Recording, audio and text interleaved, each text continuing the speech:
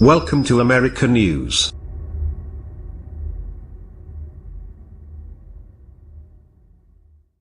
Following the unrecognized referendum on Iraqi Kurdish independence, the Iraqi, Turkish and Iranian authorities have begun to take retaliatory action, including a ban on international flights and halting foreign currency exchanges.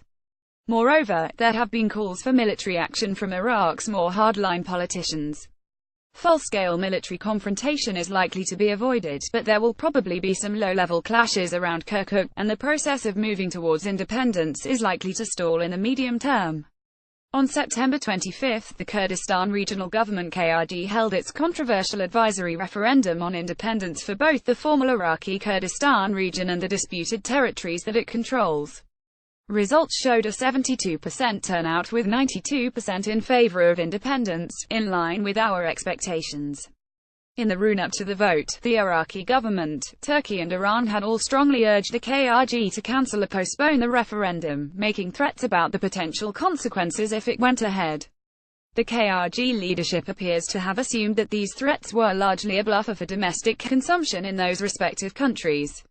However, given the lack of international support for the KRG's referendum, this appears to have been a miscalculation, with the Iraqi government already cancelling international flights to Kurdistan, halting foreign currency transfers and putting sanctions on Kurdish banks.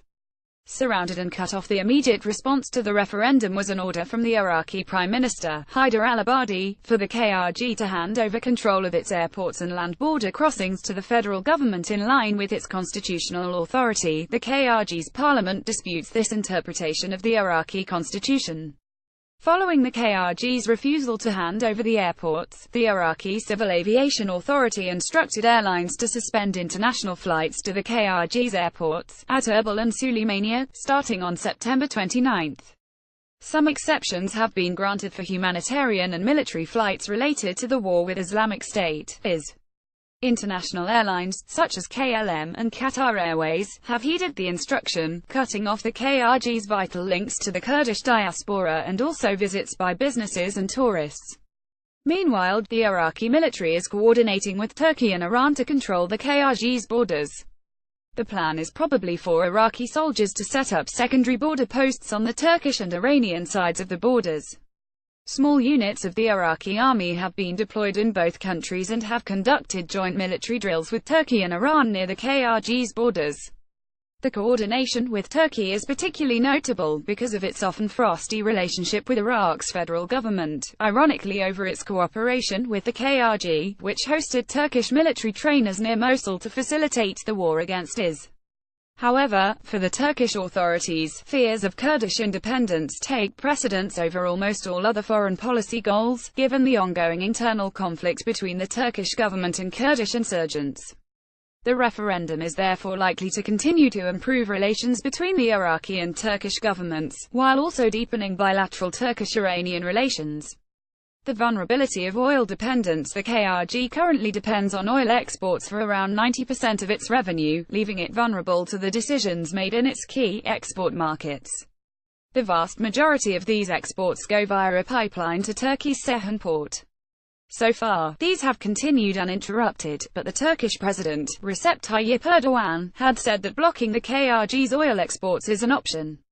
This would have a major impact on Turkish companies operating both in Turkey and in the Kurdish oil sector, and it therefore seems unlikely that Mr. Erdogan would use such a policy unless pushed to by further KRG moves towards independence. Nevertheless, the threat of such action, combined with economic sanctions, leaves the KRG in a relatively weak negotiating position, compounded by a lack of international support for the referendum. Only Israel has openly backed Kurdish independence. Furthermore, Iran's Ministry of Roads and Urban Development has ordered companies to halt shipments of oil to the KRG until further notice. Some of the KRG's crude is exported by tanker to Iran and refined products are imported in return.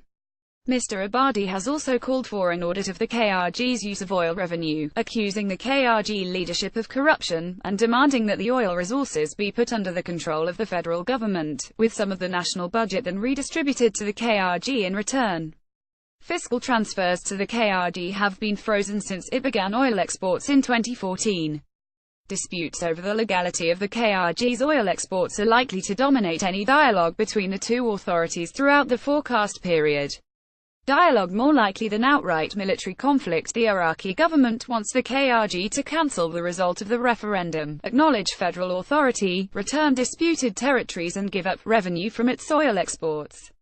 Cancelling the referendum result is unlikely, given its non-legally binding nature, the huge majority vote in favor of independence and the unpopularity that politicians would face within Kurdistan following such a move.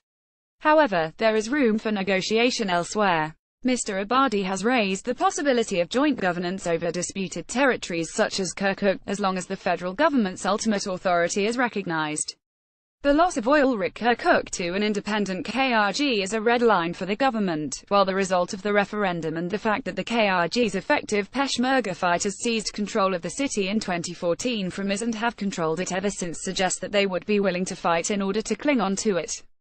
As such, a power-sharing agreement is probably the only solution. However, in the short term, Kirkuk is the area most at risk of military flare-ups and we expect some clashes between Kurdish forces and Iranian-backed Shia militias. Nevertheless, outright military conflict serves the interests of none of the parties involved and we still think that it will be avoided. Indeed, the KRG has made some moves to de-escalate. Although it rejected handing over control of the airports, it did offer to host federal observers at the airports. The KRG has also stuck with its pledge not to use the referendum as the basis for an immediate independence declaration, in contrast to Spain's Catalonia region, for example. Instead, the KRG president, Masoud Barzani, wrote to Iraq's vice president, Iyad Alawi, suggesting a two-year pause for dialogue. Independence still a long way off as such, although the situation is highly unstable. The most likely scenario is that no substantive military action will be taken during the next few months, although symbolic military maneuvers and heightened rhetoric are probable in the run-up to the KRG's parliamentary and presidential elections in November and Iraq's national elections in April. In the aftermath of those elections, the new administrations in the KRG and Baghdad will embark on dialogue. However, moves towards Kurdish independence will most probably stall over ownership of disputed territories and opposition from the Iranian-influenced hardline Shia elements within the Iraqi government. Moreover, although U.S. support for the KRG has increased during the war with IS, the U.S. administration has clearly stated its opposition to the referendum owing to the instability it will bring and the distracting impact this will have in the fight against IS. Without U.S. support, combined with oil-related vulnerabilities, the KRG's negotiating position will probably remain too weak to declare outright independence in the medium term.